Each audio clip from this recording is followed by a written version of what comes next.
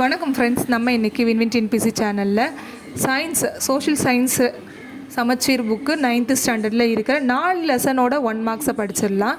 ஏன்னா நீங்கள் இது ஒரு வீடியோவே லென்த்தியாக இருக்குது அப்படிலாம் நினைக்காதீங்க. கொஞ்சம் ஒரே நாளில் ஒரு 4 லெசன் நீங்கள் ஒரு சோஷியல் சயின்ஸ்லேருந்து படிக்க முடியும்.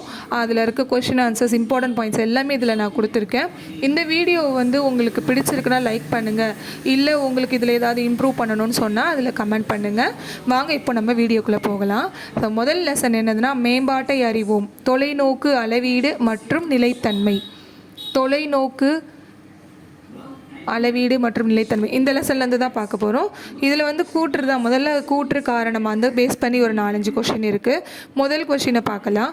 கூற்று: மேம்பாடு வாழ்க்கை தரத்தை உயர்த்துகிறது. காரணம்: மக்கள் அதிக வருவாய், சிறந்த கல்வி, உடல்நலம் மற்றும் ஊட்டச்சத்து, குறைந்த வறுமை பெறுவார்கள். மேம்பாடு வாழ்க்கை தரத்தை உயர்த்துகிறது. காரணம்: மக்கள் அதிக வருவாய், சிறந்த கல்வி, உடல்நலம் மற்றும் ஊட்டச்சத்து, குறைந்த வறுமை பெறுவார்கள். இதை படிக்கும் போதே தெரியுது காரணம் கூற்று ரெண்டுமே சரியானது. காரணம் கூற்றை விளக்குகிறது. அடுத்த கேள்வி: மனித வளம்.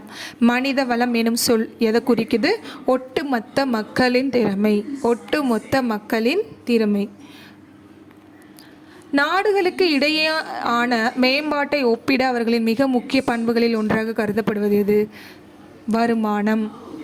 இரு நாடுகளோ இல்லை பல நாடுகளோ கம்பேர் பண்ணுறது எதை வச்சு கம்பேர் பண்ணுவாங்கன்னா வருமானத்தை வச்சு தான். நெக்ஸ்ட் கொஸ்டின்: தேசிய வருமானத்தின் உண்மை மதிப்பீடாக இவை கருதப்படுகிறது. உண்மை மதிப்பீடு என்னதுன்னா, நிகர உற்பத்தி, நிகர தேசிய உற்பத்தி. இதுதான் உண்மை மதிப்பீடு. தேசியத்தோட உண்மை மதிப்பீடு இதை மட்டும் தான் எடுத்துப்பாங்க. அடுத்த கேள்வி: டேஷ் வருவாயை தலா வருமானம் என்று அழைக்கிறோம். எதை தலா வருமானம்னு அழைக்கிறோம்? சராசரியை தான் தலா வருமானம்னு சொல்கிறோம். G8 கொஸ்டின் பாருங்கள். G8 நாடுகளின் கூட்டமைப்பின் உறுப்பு நாடுகளில் இல்லாத ஒன்று. எந்த நாடு இதில் இல்லை? அவங்க 4 ஆப்ஷன் கொடுத்துருக்காங்க. அதில் யார் இல்லைன்னா இந்தியா இல்லை. இந்தியா G20 இருக்குது, G8 கிடையாது. அடுத்தது சார்க் பற்றின கேள்வி. சவுத் ஏஷியன் ரீஜினல் கண்ட்ரிஸ் தான் இதெல்லாம். இதில் சீனா கிடையாது, ஆனால் இந்தியா, பாகிஸ்தான், பூட்டான், பங்களாதேஷ், ஸ்ரீலங்கா இவங்கெல்லாம் கூட இருக்காங்க. ஸோ இதெல்லாம் பற்றின வீடியோ கண்டிப்பாக நான் செப்பரேட்டாக போடுறேன். இப்போ லெசனை மட்டும் பார்க்கலாம். கூற்று. அடுத்த கூற்று பாருங்கள். நிகர தேசிய உற்பத்தி என்பது தேசிய உற்பத்தி அளவின் உண்மை மதிப்பீடாக கருதப்படுகிறது. இதை நம்ம ஏற்கனவே ஒரு இதில் படித்தோமா?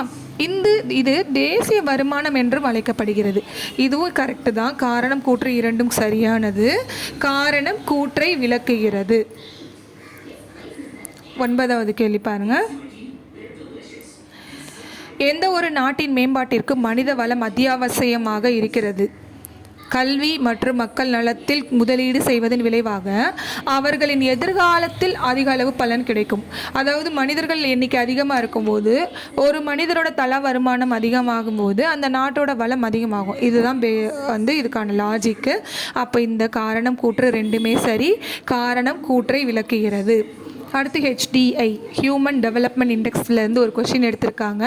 மனித வள மேம்பாட்டு குறியீடு கணக்கு பண்ணுவாங்கள்ல, இதில் எது இல்லைன்னு கேட்குறாங்க. இதில் எதெல்லாம் இல்லை? உடல்நலம், கல்வி, வருமானம், பாலினம். உடல்நலம், கல்வி, வருமானம்லாம் ஒரு வாழ்க்கை மேம்பட்ட இண்டிகேட்டர் மாதிரி தான். அப்போ இதில் எந்த இண்டிகேட்டர் எடுக்கலை? அவங்க ஜெண்டரை எடுக்கலை. ஜெண்டர் ஹியூமன் டெவலப்மெண்ட் இண்டெக்ஸ்குள்ளே வராது. அடுத்த கேள்வி: பின்வரும் மாநிலத்தில் கல்வி அறிவு தேசிய கல்வி அறிவு விகிதத்தை காட்டிலும் அதிகமாக உள்ளது. உடனே நம்மளாம் என்ன நினைப்போம்? கேரளா அப்படின்னு நினைப்போம். ஆனால் இதில் கொஞ்சம் கொஸ்டின் வைஸ் யோஸ் பார்த்தீங்கன்னா பின்வரும் தான் கேட்டிருக்காங்க. இவங்க கொடுத்த சாய்ஸில் எது கல்வி அறிவு தேசிய விகிதத்தை விட அதிகமாக இருக்குன்னு கேட்டால் தமிழ்நாடு தான் ஆன்சர். பாலின விகிதம்னா என்னது? 1000 ஆண்களுக்கு எத்தனை பெண்கள்? 1000 ஆண்களுக்கு எத்தனை பெண்கள்? பாப்புலேஷன் பற்றி ஒரு செப்பரேட் வீடியோ போட்டிருக்கேன். அதிலிருந்து கண்டிப்பாக ஒரு கொஷின் வரும். அந்த வீடியோவை நீங்கள் எல்லோரும் பாருங்கள். பாப்புலேஷனில் 100 கேள்விகள் அதில் இருக்குது. அடுத்த கேள்வி: பரம்பரை ரீதியான சமத்துவம் எந்த நடைமுறையில் உறுதி செய்யப்படுகிறது? நிலையான மேம்பாடு. பொருந்தாத ஒன்றை கண்டுபிடிங்க. சூரிய ஆற்றல், காற்று ஆற்றல், இயற்கை வாயு. இதில் பொருந்தாதது காகிதம் தான். மற்ற எல்லாமே ஆற்றல் வகையை சார்ந்தது. காகிதம்ன்றது தயாரித்து வர ஒரு பொருள். அடுத்த கேள்வி, இந்தியாவில் அதிகபட்ச சூரிய ஆற்றல் உற்பத்தி செய்யும் மாநிலம் தமிழ்நாடு. சரியா? கமுதியில் நம்ம ராமநாதபுரம் மாவட்டம் கமுதின்ற ஊரில் இதுக்காக வந்து சூரிய மின்சக்தியை தயாரிக்கிற அளவுக்கு பெரிய யூனிட்டையே தொடங்கியிருக்காங்க. இது வரைக்கும் உபயோகமாக பல ஆண்டுகளுக்கு பிறகு நம்ம வந்து சில விஷயத்தை உபயோகப்படுத்த முடியாது, தீர்ந்து போயிடுச்சுன்னா அது என்ன வளம்? புதுப்பிக்க இயலாத வளம், நான் ரெனியூவபிள் ரிசோர்ஸஸ். அனல் மின் நிலையம், இதில் என்ன நடக்கும்? கார்பன் டை ஆக்சைடு அதிகமாக வெளியிடுறதுனால சுற்றுச்சூழல் மாசுபடுகிறது. அனல் மின் நிலையம் அதிக அளவிலான டேஷ் வெளியிடுவதால் சுற்றுச்சூழல் மாசுபடுகிறது. அது என்ன வெளியிடுது? கார்பன் டை ஆக்சைடை தான் வெளியிடுது. அதனால் இது வந்து சுற்றுச்சூழலுக்கு சீர்கேட்டினை விளைவிக்கும். அடுத்து கோடிட்ட இடத்தை நிரப்புக. எந்த ஒரு நாட்டில் பொருளாதார மேம்பாடு இருக்குதுன்னா அதை எப்படி சொல்லுவாங்க? பொருளாதார மேம்பாடுன்னு தான் சொல்லுவாங்க. அடுத்து மனிதவள மேம்பாட்டுக்கின் தலைமையகம் இந்தியாவில் எங்கே இருக்குது? நியூ டெல்லி, புதுடெல்லி சாஸ்திரி பவனில் இருக்குது. இந்தியாவின் அதிக கல்வி அறிவு பெற்றுள்ள மாநிலம் கேரளா. மாநிலம்னா கேரளா. சரியா? யூனியன் டெரிட்டரி இருக்குது. கல்வி அறிவு அதிகம் பெற்றுள்ள யூனியன் டெரிட்டரி, அந்த மாதிரி கூட கேள்வி கேட்கலாம். அதிக கல்வி அறிவு பெற்றுள்ள ஒரு மெட்ரோ சிட்டி அப்படி கூட கேட்கலாம். ஆனால் நமக்கு தெரிஞ்சது ஈஸியாக கேட்குறது இந்த மாதிரி கொஸ்டின் தான் கேட்பாங்க. உலக அளவில் மனித வள மேம்பாட்டு அறிக்கையை தயாரித்து வெளியிடுகின்ற நிறுவனம், அதாவது HDI ஹியூமன் டெவலப்மெண்ட் இண்டெக்ஸை வேர்ல்டு வைடு யார் ரிலீஸ் பண்ணுறாங்கன்னா ஐக்கிய நாடுகளின் வளர்ச்சி திட்டம். நிலத்தடி நீர்னால என்னது? புதுப்பிக்க தகுந்த ஒரு வளம். அடுத்த கேள்வி, அண்ட் அன்சர்டைன் க்ளோரி, இந்த புத்தகத்தை எழுதியவர் யார்? அமர்த்தியா சென். இவர் தான் வந்து எக்கனாமிக்ஸுக்கு இந்தியாவிலிருந்து நோபல் பரிசு பெற்ற முதல் இந்தியர். அப்போது இவர் எழுதின புக்கில் ஒன்று தான் என்னது? And uncertain glory, Amartya Sen. கேள்வி பதில் பாருங்கள். மேம்பாடுனாலே என்ன சொல்கிறாங்கன்னா ஒரு நபரின் மேம்பாடு, அப்படி இல்லைன்னா ஒரு குறிப்பிட்ட துறையின் மேம்பாடு. பொருளாதார மேம்பாட்டை நீங்கள் எப்படிலாம் வந்து கணக்கிடலாம்? நிகர நாட்டு உற்பத்தி, தனிநபர் வருமானம், வாங்கும் திறன் சமநிலை, மனித வள மேம்பாட்டு குறியீடு, இதெல்லாம் வந்து கணக்கிட்டு நம்ம பொருளாதார மேம்பாட்டை நம்ம வந்து என்ன செய்யலாம்? கணக்கிடலாம். அடுத்து, ஒரு நாட்டின் வளர்ச்சிக்கு ஏன் வந்து நிகர நாட்டு உற்பத்தியை எடுத்துக்கலைன்னா கேட்குறாங்க. அதுக்கான காரணம் வந்து பாருங்கள், ஒவ்வொரு நாட்டிலும் பல்வேறு இன மக்கள் வாழ்கிறார்கள். நாட்டில் மொத்த வருவாயை ஒப்பிட்டு சராசரி தனிநபர் சம்பாதிக்க வாய்ப்புள்ளது என்று சொல்ல முடியாது. சரியா? நம்ம மொத்தமாக என்ன செய்கிறோம்? இந்தியாவோட மொத்த வருமானத்தை மொத்த மக்கள் தொகையோடு பிரித்து அதை ஒரு தலைக்கு இவ்வளோ வருமானம்னு நமக்கு போட்டுடுறோம். ஆனால் அப்படி வராதில்ல. ஒருத்தர் அம்பானி எவ்வளோ சம்பாதிக்கிறாரு, ஒரு நார்மலாக ஒரு ஆஃபீஸில் வேலை பார்க்குற ஒரு 15,000 சம்பளம் வாங்குறவங்க கூட இருப்பாங்க. அப்போ நம்ம பிரிக்கும்போது ஒரு தலைக்கே அதிகமான வருமானம், ஒரு பிறந்த குழந்தைக்கு கூட வருமானம் விழுற மாதிரி காட்டுவாங்க. அப்போ இது வந்து நிகர நாட்டு உற்பத்தியை வச்சு என்ன செய்ய முடியாது? ஒரு நாட்டின் வளர்ச்சியை பிற நாடுகளில் கருதப்பட முடியாது. இது ஒரு காரணம். இன்னொரு காரணம், ஒரு நாட்டிலையும் ஒரு மக்களோட வருமானம் வேறுபடும். இப்போ நமக்கு ஒரு ஜாப் இருக்குது, அதே ஜாபுக்கு வேறொரு நாட்டில் வேறு சேலரி, நல்ல அதிகமான சேலரி கூட கொடுக்கலாம். அப்போ இதுவும் நம்மளுக்கு என்ன கிடையாது? ஒரு நல்ல பாயிண்ட் இல்லை. அப்போ என்ன கிடையாது? நிகர நாட்டு உற்பத்தியை நம்ம என்ன செய்ய முடியாது? பிற நாட்டு வளர்ச்சியோடு ஒப்பிடுறதுக்கு எடுத்துக்கவே முடியாது. அடுத்து விரிவாக்கம் சொல்லுங்கன்னு சொல்லியிருக்காங்க. PPP, அதாவது பர்ச்சேசிங் பவர் பாரிட்டி, வாங்கும் திறன் சமநிலை. ஒரு மனிதரால் எவ்வளோ பொருள் வாங்க முடியும், எந்த அளவுக்கு விலை உள்ள பொருட்களை வாங்க முடியும், இதை வந்து எதுக்கு யூஸ் பண்ணுவாங்கன்னா மார்க்கெட்டிங் பண்ணுறதுக்கு யூஸ் பண்ணுவாங்க. அடுத்து HDI ஹியூமன் டெவலப்மெண்ட் இண்டெக்ஸ், மனித மேம்பாட்டு குறியீட்டு எண். அடுத்த கேள்வி பாருங்கள், NNP நெட் நேஷ்னல் ப்ராடக்ட், நிகர நாட்டு உற்பத்தி, net national product. PCI per capita income, தனிநபர் வருமானத்தை எப்படி கணக்கிடுவாங்க? நாட்டின் மொத்த வருமானத்தை எடுத்துப்பாங்க, நாட்டின் மொத்த மக்கள் தொகை எடுத்து வகுத்து வர்றது ஒரு ஆன்சர் வரும்ல, அதுதான் தனிநபர் வருமானம், தலா வருமானம். அடுத்த கேள்விக்கு போகலாம். மின்சக்தி பற்றி ஒரு முக்கியமான பாயிண்ட் இருக்குது. இது வரைக்கும் தமிழ்நாட்டில் எவ்வளோ மின்சக்தி எடுத்திருக்காங்களாம்? 1697 மெகாவாட் மின்சக்தியை சூரிய ஆற்றலை உபயோகப்படுத்தி எடுத்திருக்காங்க. சரியான விடை. அடுத்த கேள்வி, இந்தியா, அடுத்த லெசனுக்குள்ளே நம்ம போக போகிறோம். இந்தியா மற்றும் தமிழ்நாட்டில் வேலை வாய்ப்பு. இந்தியா மற்றும் தமிழ்நாட்டில் வேலை வாய்ப்பு. பணியிடத்தை கணக்கிடுவதற்கு எந்த வயது வரையிலான வயதை கணக்கிடலாம்? நம்மளுக்கு ரிட்டையர்மெண்ட் ஏஜ் என்ன சொல்லியிருக்காங்க? 58. ஆனால் ஒர்க்கிங் ஏஜ் யாருக்கு தெரியுமா? இல்லை, 15 வயசில் ஒர்க் பண்ணக்கூடாதுன்னு சொல்கிறாங்க. இருந்தாலும் நம்ம கணக்கிடுற வயசு என்னது? 15லேருந்து 60 வரைக்கும் உள்ள வயசை தான் பணியிடத்தை கணக்கிடுவதற்கு வயது. அடுத்த கேள்வி, இந்தியாவின் மொத்த உள்நாட்டு உற்பத்தியில் பல்வேறு துறைகளில் எந்த இறங்கு வரிசை சரியானது? ஆன்சர் பாருங்கள். முதன்மை துறை, சார்பு துறை, இரண்டாம் துறை. முதன்மை துறை, சார்பு துறை, இரண்டாம் துறை. அடுத்து, பின்வரும் துறைகளில் இந்தியாவில் மிகப்பெரிய வேலைவாய்ப்பு துறை எது? முதன்மை துறை.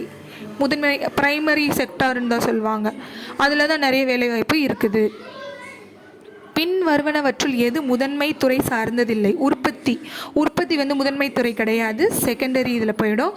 வேளாண்மை, சுரங்க தொழில், மீன்பிடி தொழிலெலாம் பிரைமரியில் வரும். அப்போ உற்பத்தின்றது தவறான விடை. பின் வருவனவற்றுள் எது இரண்டாம் துறையை சார்ந்ததில்லை? கட்டுமானம், உற்பத்தி, சிறு தொழில், காடுகள். காடுகள் முதன்மை துறையை சார்ந்தது. அப்போ ஆன்சர் காடுகள். மூன்றாம் துறையில் அடங்குவது போக்குவரத்து, காப்பீடு, வங்கியல், அனைத்துமே. மூன்றாம் துறையில் எதெல்லாம் வரும்? போக்குவரத்து, காப்பீடு, வங்கியல். எந்த துறையில் தொழிலமைப்பு முறை சேர்க்கப்படவில்லை? தனியார் துறை. தொழிலமைப்பு முறையில் சேராத துறை எது? தனியார் துறை. அடுத்த கேள்வி, பட்டியல் 2உடன் பொறுத்துக. இது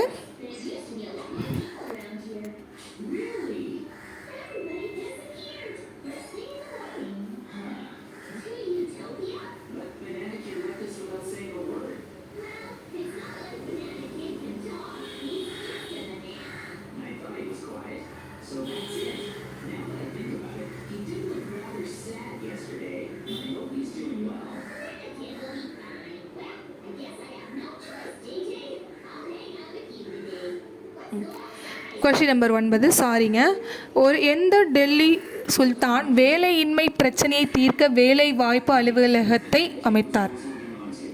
எம்ப்ளாய்மெண்ட் ஆஃபீஸை ஆரம்பித்த முதல் டெல்லி சுல்தான் யாருன்னு கேட்குறாங்க.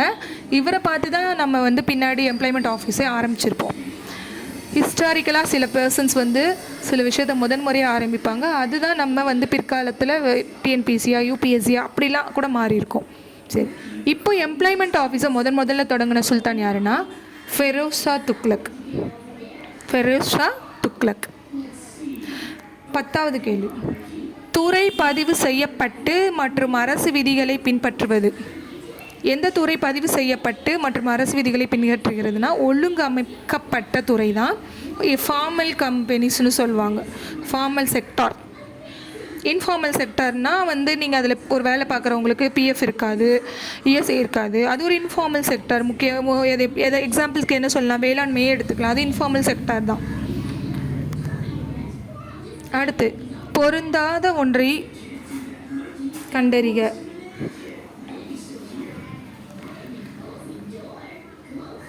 பொருந்தாத ஒன்றை கண்டறிக.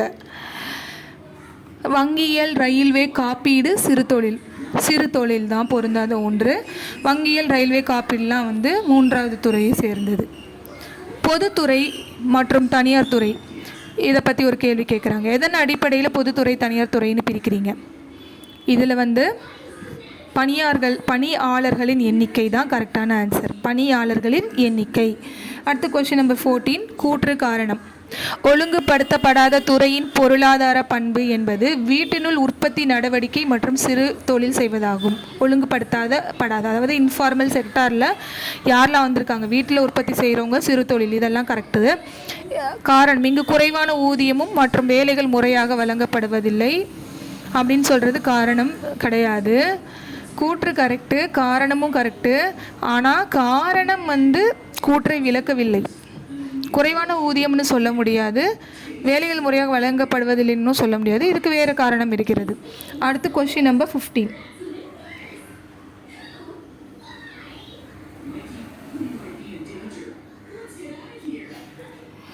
தொழிலாளர்களை பணி அமர்த்துபவர்களாகவும் அவர்கள் பணிக்கான வெகுமதிகளை செலுத்தும் நபர்களாகவும் உள்ளவர்கள் முதலாளிகள். முதலாளிகள் தமிழ்நாட்டில் அப்படி தான், எல்லா நாட்டிலுமே அப்படி தான். அடுத்த கொஸ்டின். துறையில் அதிக நபர்கள் வேலைக்கு அமர்த்தப்பட்டுள்ளனர். எந்த துறையில் அதிக நபர்கள் இருக்கிறாங்க? வேளாண்மை துறை. வேளாண்மை துறை தான், ஏன்னா ஒரு நாட்டுக்கே சாப்பாடு போடுற துறையில் அது. அடுத்த கேள்வி. எந்த துறையில் வேலை வாய்ப்புகள் நிலையான மற்றும் முறையானவை அல்ல, ஒழுங்கு அமைக்கப்படாத, அதாவது இன்ஃபார்மல் செக்டார். அடுத்த கேள்வி. பொருளாதார நடவடிக்கைகள் டேஷ் மற்றும் டேஷ் துறைகளாக வகைப்படுத்தப்படுகின்றன. அதாவது பொது, தனியார், பப்ளிக் செக்டார், பிரைவேட் செக்டார்னு பிரிச்சிருக்காங்க.